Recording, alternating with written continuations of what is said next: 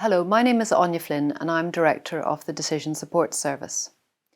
In the following presentation, I will set out some of the key amendments introduced by the Assisted Decision-Making Capacity Amendment Act of 2022 and how it relates to the original 2015 Act. The amending legislation does not alter the 2015 Act in relation to the approach to capacity, the guiding principles or the essentials of the new support framework. However, there is a number of changes that I would like to bring to your attention. In this presentation, we are looking at the Assisted Decision-Making Capacity Amendment Act of 2022 and providing a summary of the key amendments which the 2022 Act introduces to the 2015 Act.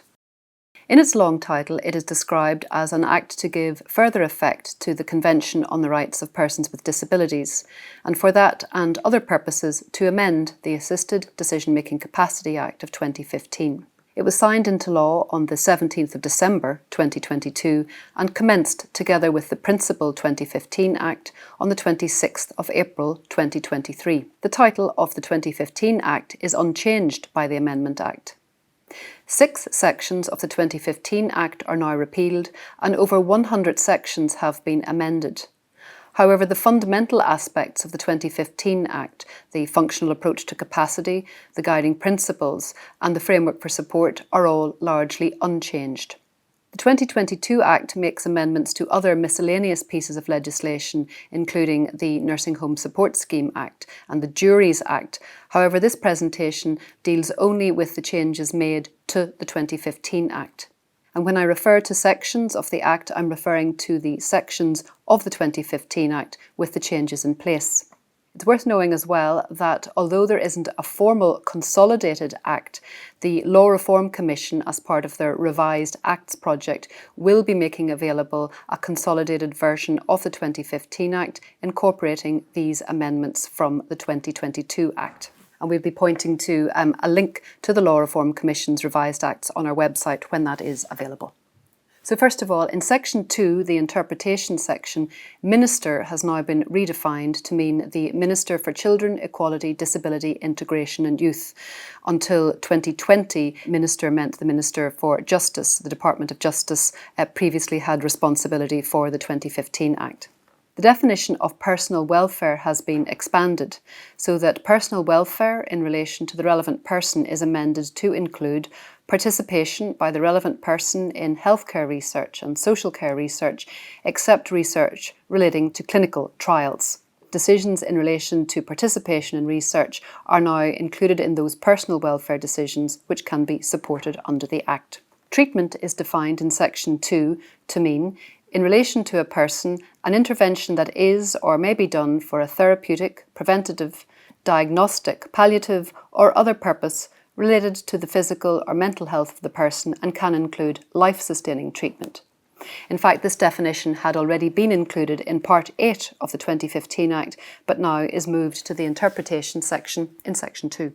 Section 4 deals with jurisdiction, and there are now some technical amendments to clarify the appropriate circuit court jurisdiction in respect of specific court applications based on the residence or place of business of parties involved.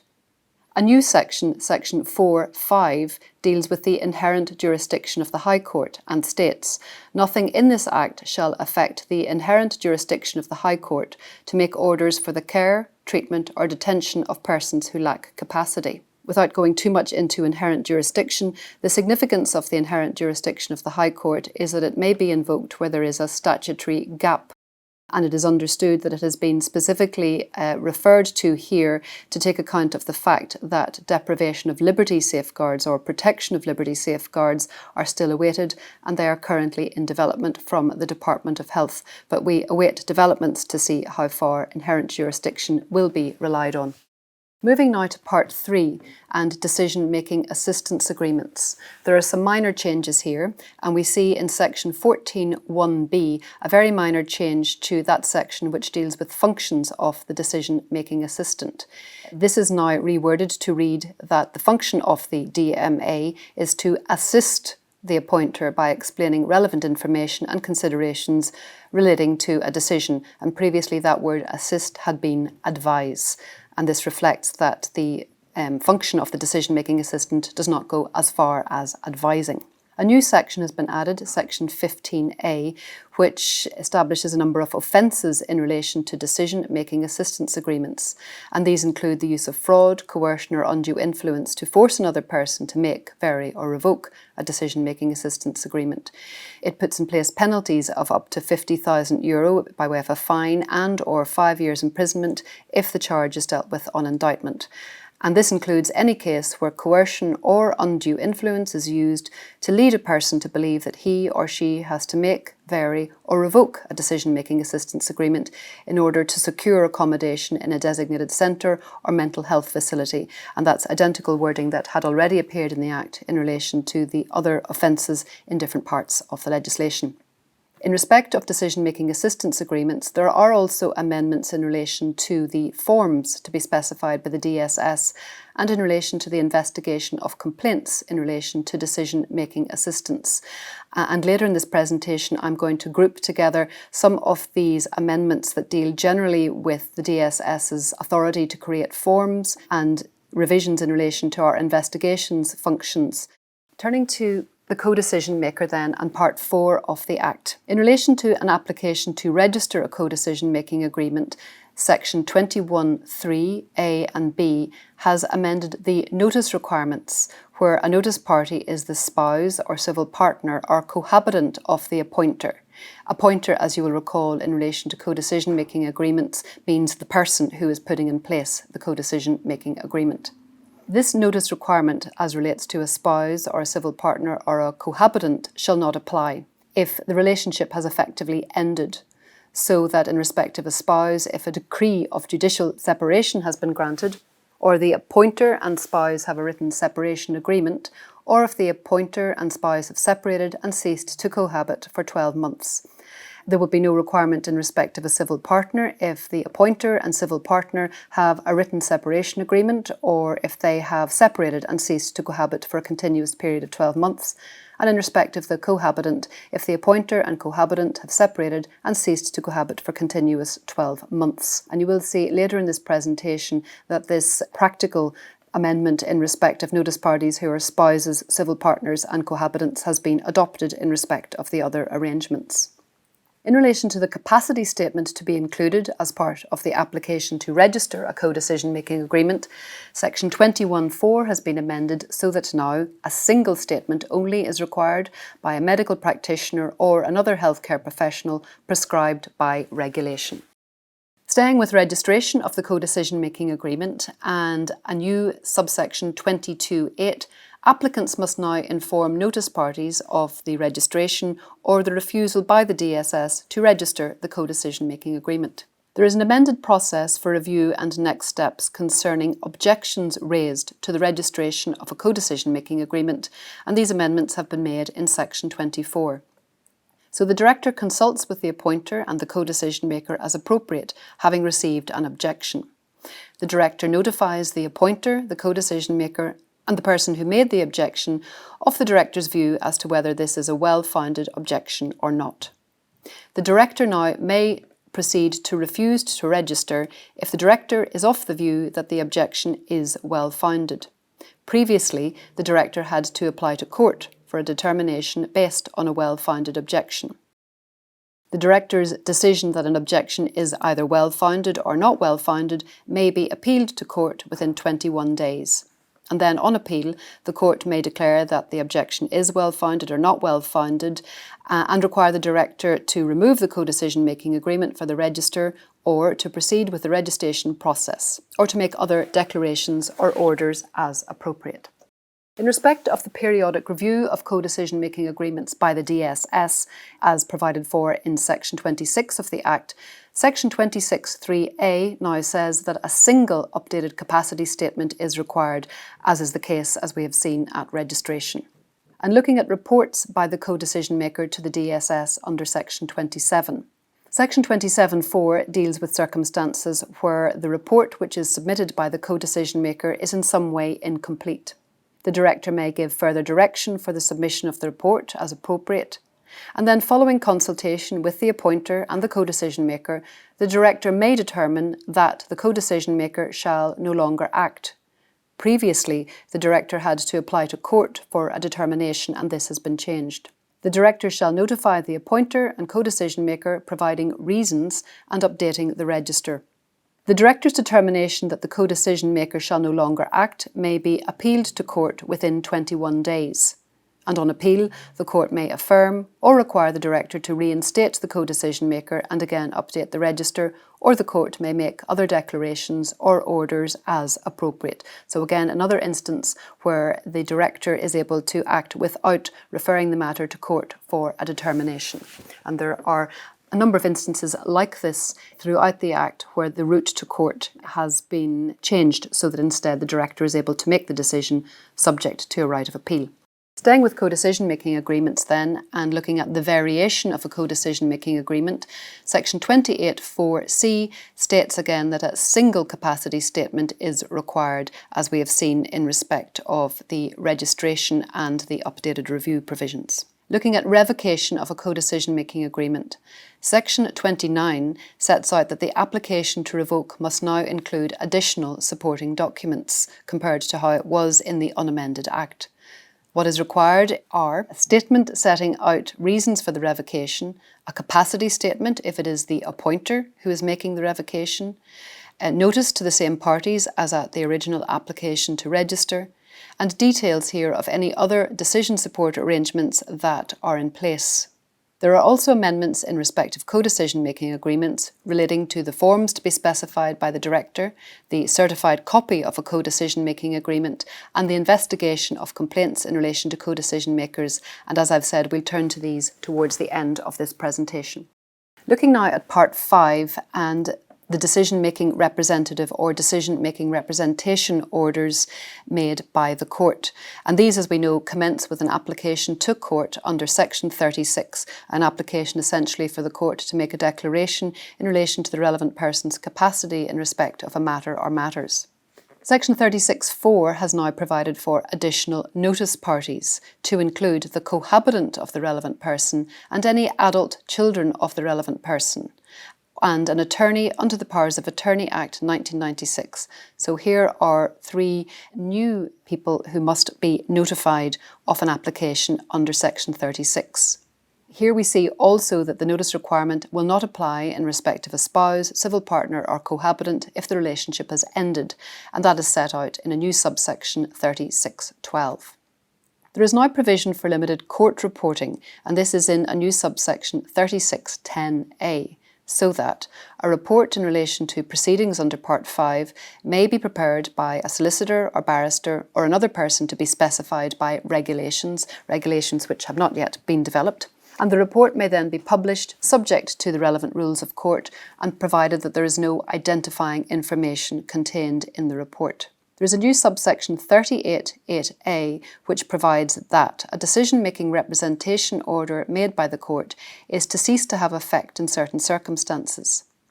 And this is where the court has appointed a decision-making representative, having declared that the relevant person would have capacity if assisted by a co-decision maker, but for whatever reason a co-decision-making agreement has not been put in place and the court has effectively appointed a decision-making representative in default. When the court makes a decision-making representation order in these circumstances, it shall provide for the decision-making representation order to lapse if a co-decision-making agreement is subsequently registered. Looking at the functions of a decision-making representative, and related somewhat to the previous point, there is a new subsection 41(3), so that if the court has appointed a decision-making representative, having declared that the relevant person would have capacity if assisted by a co-decision maker, but for whatever reason no co-decision-making agreement has been registered, the decision-making representative has a responsibility to ensure, insofar as practicable, that he or she jointly makes decisions with the relevant person. Section 42 has been amended to set out new provisions concerning a decision-making representative's remuneration and expenses, so that it now reads as follows, that except where the court otherwise orders, a decision-making representative shall be entitled to be reimbursed from the relevant person's assets for fair and reasonable expenses, and the following text is new, as approved by the Director or otherwise provided for by regulations made by the Minister after consultation with the Director. Where the court so directs, a decision-making representative shall be entitled to reasonable remuneration from the assets of the relevant person, in accordance with regulations, and that text is new, in relation to functions carried out in connection with a trade or profession. And in respect of panel member decision-making representatives, where the court has not directed reimbursement of expenses and/or remuneration from the relevant person's assets, or where the assets are insufficient, the director may reimburse or pay remuneration.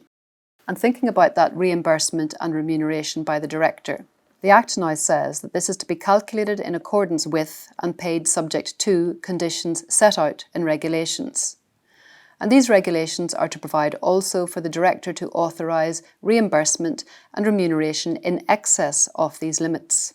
And the relevant regulation is Statutory Instrument Number 203 of 2023, Assisted Decision-Making Capacity Act 2015, Payment of Certain Expenses and Remuneration to Decision-Making Representatives Regulations. And there is a link to those regulations available on our website.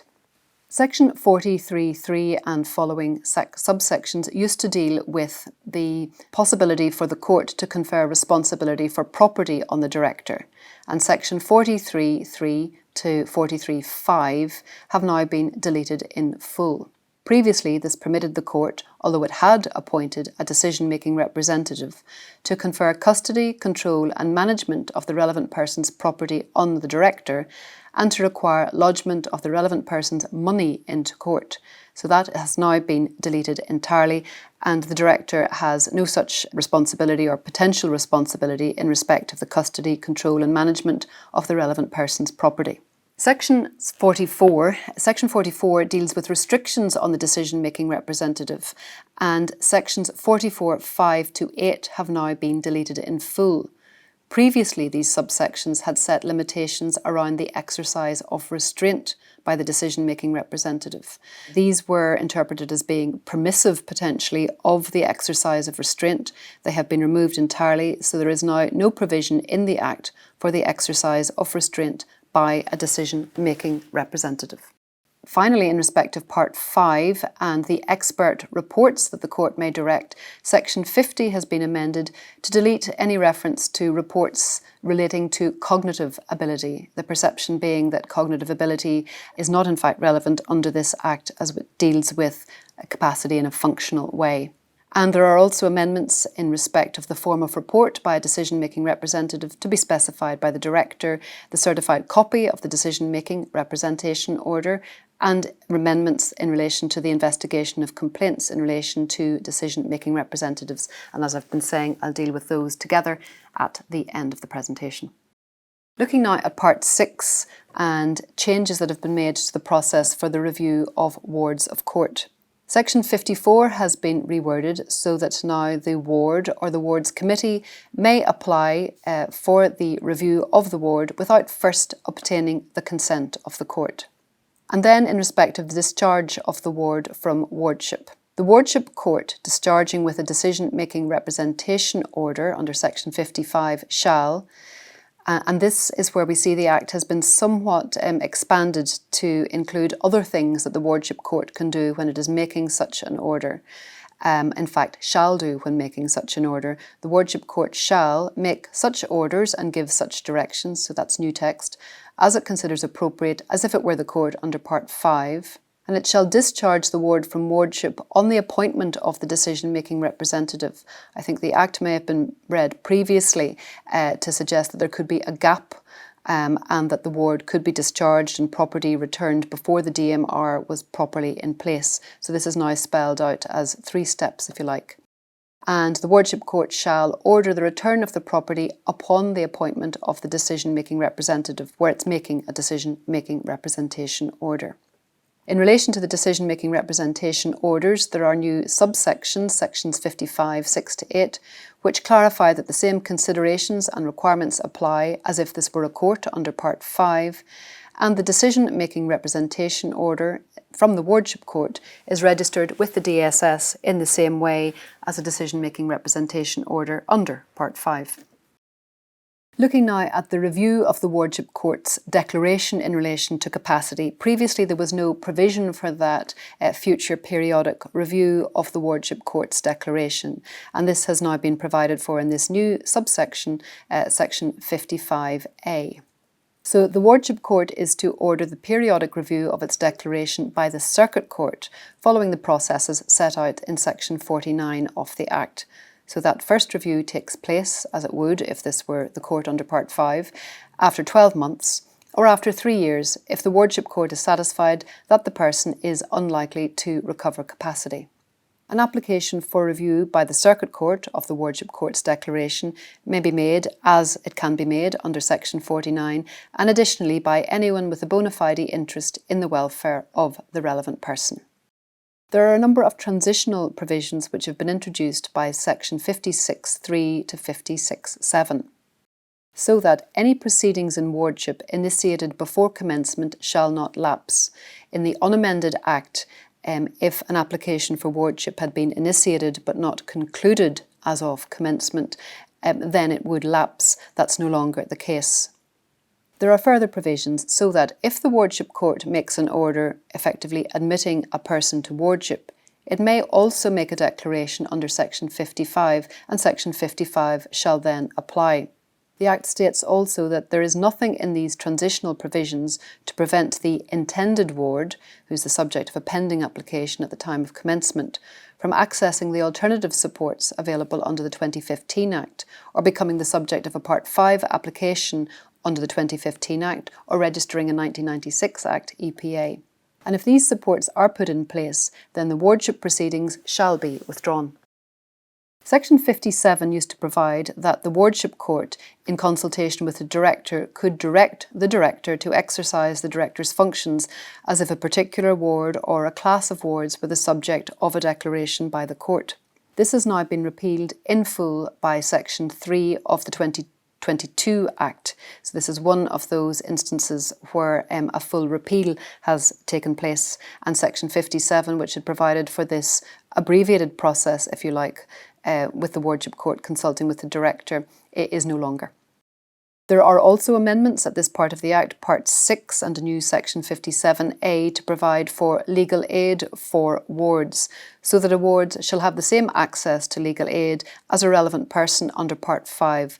And there's further provision for legal advice and legal aid to be available to other parties to an application under Part 6 on the same basis as will apply under Part 5. So those are amendments to the Legal Aid Act, and further information will be available from the Legal Aid Board on legal aid generally under the Act. Looking now at Part 7 and the changes which have been made in relation to the enduring power of attorney, and this is probably where we see most amendments to the Act, as overall what has been provided for is a new two-part process, and we'll come to that. First of all, at the start of this part, there are amendments to Section 58, which deal with the appointment of a trust corporation as an attorney. There is a new definition of a trust corporation, which is to be as per Section 30, subsection 4 of the Succession Act 1965, and provision for the Director to specify the requirements for a trust corporation acting as an attorney, and this section sets out also at 58B the basis on which a trust corporation can be liable for offences. In Section 59, which deals with the general enduring power of attorney, there is some rewording, so that the donor may confer general authority to act on the donor's behalf in relation to all or a specified part of the donor's personal welfare or property and affairs, or both, and the text in bold there is new. The donor may appoint another attorney to act if the appointed attorney dies or is unable to act, is disqualified or resigns. Resignation hadn't been provided for previously. There is an important exclusion contained here at Section 59 5A and 5B. These new subsections say that where an EPA confers either general or specific authority in relation to personal welfare, it shall not authorise the attorney to consent to or refuse treatment. And you will be aware that the definition of personal welfare can typically, certainly in other parts of the Act, include decision making around medical matters and treatment matters. But here is this important exclusion so that an EPA may not confer authority to consent to or refuse treatment. And we have seen that definition of treatment has been inserted at section 2. So that a donor shall not purport to confer power to consent to or refuse treatment, and any such provision contained in an EPA shall be null and void. Section 62 has been repealed in full, and that was a section which dealt with reporting by the attorney in respect of the exercise of restraint. So provisions relating to restraint have now been repealed in full, and we saw how that has occurred also in relation to the DMR. The content of an enduring power, section 60C, dealing with the capacity statement, now provides that a single statement is required by a medical practitioner or other healthcare professional prescribed by regulation. And across the next sections, we see the new two-stage process. Previously, the process in respect of an EPA was the creation and execution, and then the subsequent registration at the point of need, in effect, when the person had lost capacity in relation to a decision or decisions contained in the EPA, and registration was required, registration being the term also under the former Act, the 1996 Act. So there are some amendments and some repeals to give effect to this new two-stage process. And over the next few slides, I'll go through the relevant amendments in some detail, but I would commend to you also other information available on our website, including the guide to an enduring power of attorney and the step-by-step guidance for the completion of forms. So section 61, which previously dealt with the execution of an EPA, has been repealed in full. Section 68 now provides that the donor, or with the donor's consent, the attorney, must apply within 3 months of execution to register an EPA with the DSS. So when it's made, the EPA document comes to us in the DSS for entry on the register. Section 70, which had previously dealt with the effect of registration under the old system, is also repealed in full. And Section 71A supplies the new process, the new second stage process, where the attorney notifies the DSS in order for the EPA to come into effect at the point of need. Section 68(3)J, which has been inserted, deals with notice requirements at the time of registration, and this is to include any other notice party specified by the donor in the instrument. And where there are fewer than 3 notice parties as specified under this section, section 68, the donor shall specify at least 2 persons to be notice parties. And again, as we've seen introduced by other amendments, these notice requirements where they relate to spouses, civil partners or cohabitants shall not apply if the relationship has ended, and we see that in section 68(3)A, which is new. The Director reviews the EPA instrument prior to registration. And section 69(1)A now states that if the instrument differs from the specified form, that's the Director's specified form, and we'll come to that later, the Director may still treat the instrument as compliant if that is the appropriate thing to do. The Director may also, under section 69(1)B, treat the notice requirements as having been met if the Director is satisfied that all reasonable efforts have been made to fulfil those notice requirements. If the Director is not satisfied that the criteria for registration are met, the Director shall allow the donor and the attorney the opportunity to respond and make rectifications if need be. However, if the Director then remains of the view that the criteria are not satisfied, the Director shall refuse to register, and that is subject to a right of appeal within 21 days. Section 71 now deals with the objections to registration of an EPA, remembering that registration is happening at the time of creation or execution. So it's the first stage.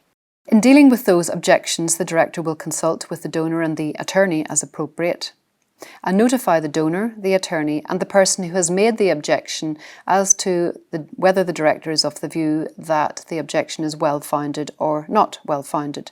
And the Director now refuses to register if of the view that the objection is well-founded. Previously, the Director would have had to apply to court for a determination about a well-founded objection.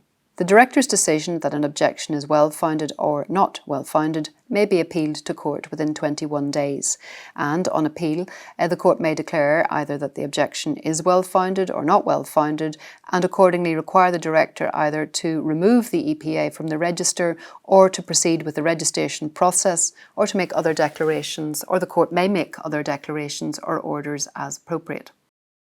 There's a new section 71A which deals with the second stage process then, the notification to the director by the attorney in order for the EPA to come into effect. Again, there are notice requirements, and with the exceptions that we've looked at already in relation to spouses, civil partners and cohabitants where the relationship has broken down. The required documentation at this stage of notification includes 2 capacity statements. Each may be by either a medical practitioner or another healthcare professional prescribed by regulation. There is provision for the attorney to apply to court in order to determine a question of validity in respect of the EPA. And there's provision also so that pending acceptance of notification by the director, the attorney or attorneys may act to prevent loss or to make an urgent decision if that is what is required. A new section 71B deals with objections which may be raised to the acceptance of notification of an EPA, and similarly to the provisions that apply at the registration stage, the director consults with the attorney and the donor here as appropriate. The director then notifies the donor, attorney and the person who made the objection of the director's view as to whether this is a well-founded objection or not. And as at the registration stage, the director refuses to register if of the view that the objection is well-founded without the need to go to court. But the director's decision that an objection is either well-founded or not well-founded may be appealed to court within 21 days, and the court can make appropriate orders. Section 71C and the acceptance of notification. So that if after a full review, including objections to the acceptance of notification, the director is satisfied that the criteria are met, the director shall accept notification and update the register accordingly that this is now effectively an operative EPA. If not satisfied, then after allowing the attorney and the donor an opportunity to engage, the director shall refuse notification subject to a right of appeal within 21 days. The director then sends the authenticated copy of the EPA instrument to the attorney and the donor, and the attorney then must inform the notice parties of the acceptance or refusal of notification. Section 73 deals with revocation and variation. So an application to vary or revoke must be accompanied by a number of statements which do not now need to include a capacity statement or statements. Section 73(4)A, which is new, provides that the donor is to give notice of revocation to the attorney as soon as practicable. A donor may apply to vary their EPA 6 months after registration and thereafter at intervals of not less than 12 months. However, there is provision for earlier or more frequent variation to be made by agreement with the director.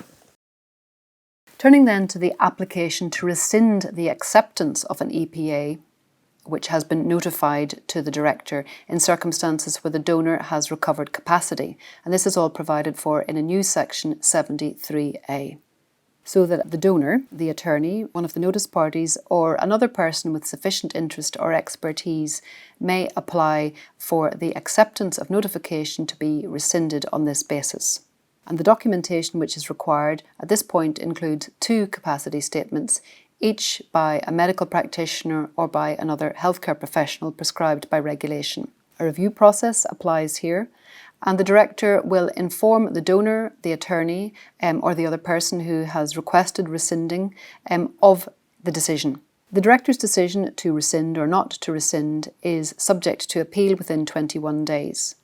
The donor or attorney must inform the notice parties of the outcome of the application to rescind, so that if the application is accepted and the EPA notification is rescinded, it then moves back to being a registered EPA pending subsequent notification, if that is what transpires. Section 74 now deals with what is termed resignation by an attorney. This previously referred to an attorney disclaiming. So an attorney may resign if an EPA has not been notified and accepted in the process referred to, and remaining attorneys may act unless the EPA provides otherwise.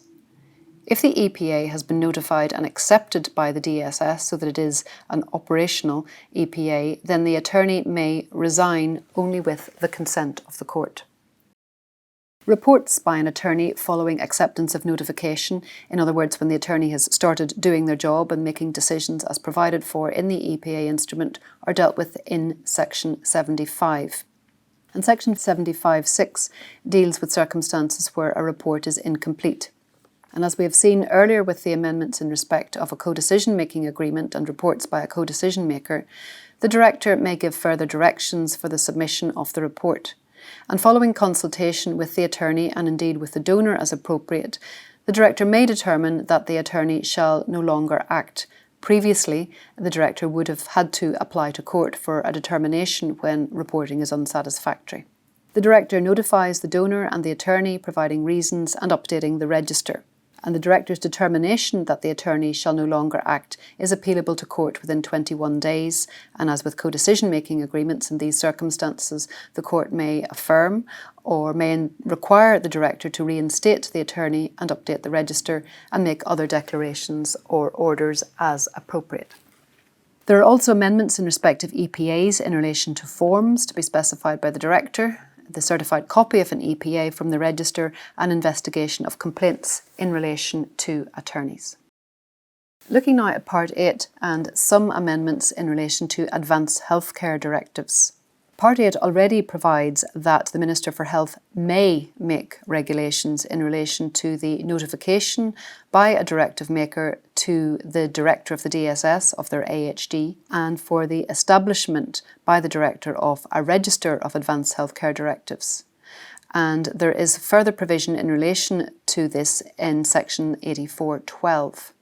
This provides for the review by the Director of an advanced healthcare directive prior to registration, the register to be in such form as the director shall consider appropriate, and provision for inspection of the register and for authenticated copies to be made available in the same way that they are in relation to different registers under the Act.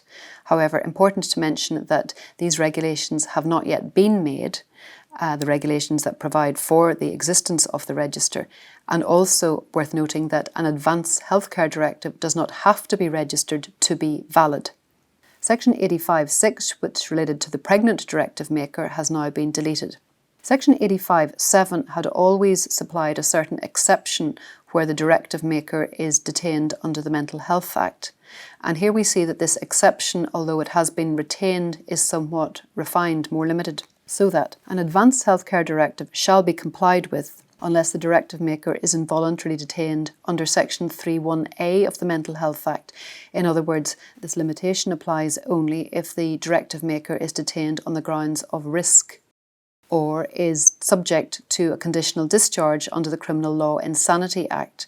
In those circumstances, the Advanced Healthcare Directive does not require compliance. However, an advanced healthcare directive shall be complied with if the directive maker is within this category in respect of the refusal of treatment of a physical illness, so that even if the directive maker is detained on the risk grounds or the subject of conditional discharge, then their AHD still amounts to a valid refusal of treatment if that treatment is treatment of a physical illness. So it is not complied with where it is treatment of mental disorder. So somewhat refined exception there, and it may be revisited again, we understand, under the Mental Health Act. There are a number of amendments in relation to the role of the Director of the Decision Support Service, and we've seen earlier in the presentation how there are amendments so that the Director is authorised to make certain decisions without referring matters to court for a determination. There are other amendments then contained in Part 9 of the Act, which deals principally with the Director's role. Under Section 95A, the Minister may make regulations to provide for the disclosure of information by the Director, and this may include personal data, disclosure to a public authority or specified public body in certain circumstances, those circumstances relating mainly to safeguarding considerations or where a criminal offence is apprehended. So those regulations are not yet forthcoming, but there is now provision for them in the new Section 95A. Section 95B provides for documents in electronic form, and this and other amended sections has permitted us to adopt what we call our digital first approach, so that interaction with the Decision Support Service and the creation, registration and retention of documents is principally, not exclusively, but principally to take place across a digital platform. So the Director may specify that a relevant document may be created, transmitted and retained in electronic format. The Director may certify an electronic copy as being a true copy, and these relevant documents include applications, objections, supporting documents of various descriptions and reports to the Director, so all now may exist in a digital format and are original in that format for whatever purposes are required. Similarly, at 96B, the Director is authorised to specify the form of signature. The Director may specify the form of signature, and this can now include electronic signature of any signatory or witness to an agreement, instrument, directive or other document specified by the Director or prescribed by regulation. So again, facilitating the digital first approach. As I mentioned previously, there are a number of amendments across different parts of the Act which permit the Director to specify particular forms. And we see these amendments in parts 3, 4, 5 and 7 at sections 10, 4A, 31A, 46.3 and 79A. Previously, these forms were to be provided for by statutory instrument, by regulation. So the forms have now been specified by the Director with the consent of the Minister. And these include forms of instruments, the forms for applications for registration, various forms of notice, forms of objection, and the reports to be submitted by decision supporters. Authenticated copies of registered co-decision-making agreements, decision-making representation orders and enduring powers of attorney are provided for in amendments to sections 25, 45 and 72, which state that an authenticated copy of an instrument issued by the Director, stamped with time and date, which may be by automated means, and it will be primarily generated from our registers of arrangements, that shall be evidence of the contents as at the date and time indicated. So again, reflective of our digital first approach and the maintenance of these instruments in electronic format.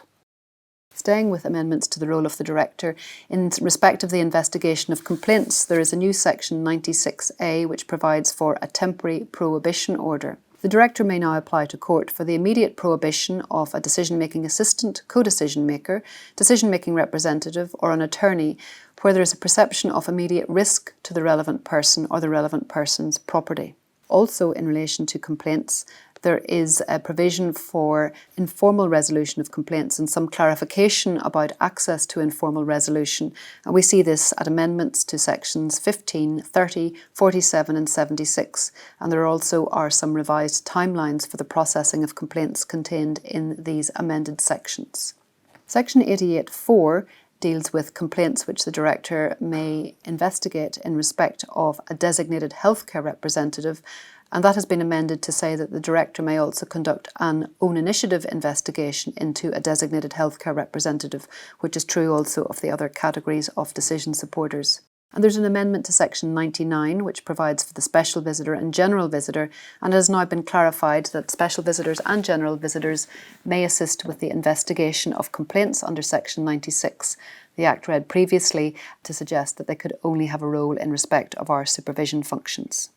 There are some amendments of a technical nature to section 102 and the reports to be prepared by the Director periodically, so that certain of these will now be prepared instead by the Mental Health Commission. The Decision Support Service, of course, sits within the Mental Health Commission.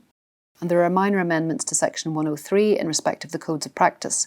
We see amendments to the titles of some of the codes and the content of certain codes, so that the overarching code is now the code in respect of supporting decision-making as well as assessing capacity.